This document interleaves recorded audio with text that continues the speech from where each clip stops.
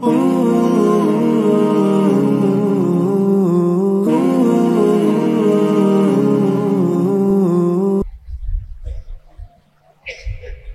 সাহেব বলেছেন বাংলাদেশ বিমান সৌদিয়া ছাড়া থার্ড ক্যারিয়ার ওপেন করা যায় কিনা, সুযোগ নাই। এটা একেবারে আন্তর্জাতিক নিয়ম, সৌদি গভর্নমেন্টের অর্ডার। ন্যাশনাল ক্যারিয়ার অর্ধেক যাত্রী বহন করবে, সৌদিয়া বহন করবে অর্ধেক, সব দেশের জন্য।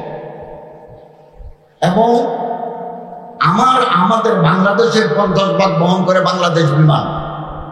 এবং এই সমস্ত ফ্লাইটগুলোকে বলা হয় ডেডিকেটেড ফ্লাইট। তারা কেবল হাজি টানবে, Jeddah Medina, Jeddah Dhaka, Jeddah Dhaka Medina, হাজি টানবেন। এবং আসার সময় খালি ঘরে বসতে হবে, এটা তাদের অর্ডার, তাদের নিয়ম।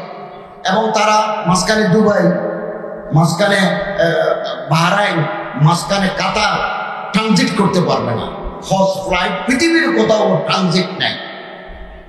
আমরা 50% দিই বাংলাদেশ বিমানকে, 1 লক্ষ হাজির ভিতরে 50% দিই বাংলাদেশ বিমানকে, 35% দিই সৌদি এয়ারলাইন্সকে, 15% দিই ফ্লাইনাসকে।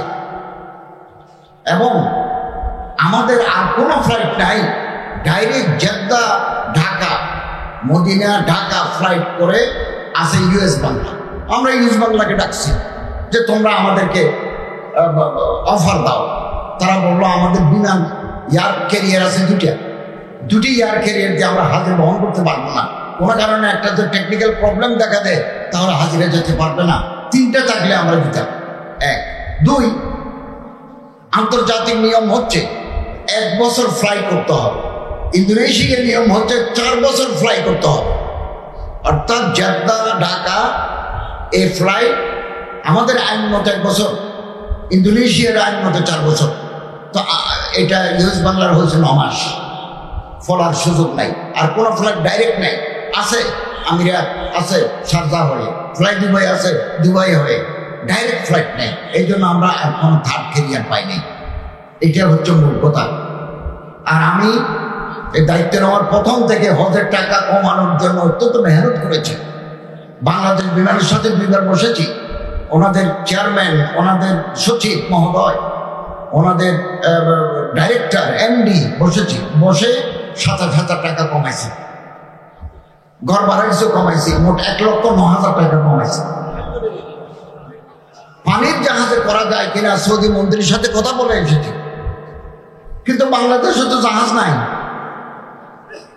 বড় একটা শিপিং কোম্পানির সাথে কথা বলেছি, বললো আমাদের তো এত বড় জাহাজ নাই, এই জাহাজ আনতে 1,000 কোটি টাকা লাগবে। আমাদের একটা মন্ত্রণালয়ের প্রতিনিধি দল সোমবার বাংলাদেশ ব্যাংকের গভর্নরের সাথে কথা বলবে। 1,000 কোটি টাকা তারা ব্যাংকে দেবে, ব্যাংক থেকে কোম্পানি খরচ নেবে। যদি এটা করতে পারি তাহলে এবছরও পানির জাহাজে 6,000 যাত্রী পাঠাতে পারবো।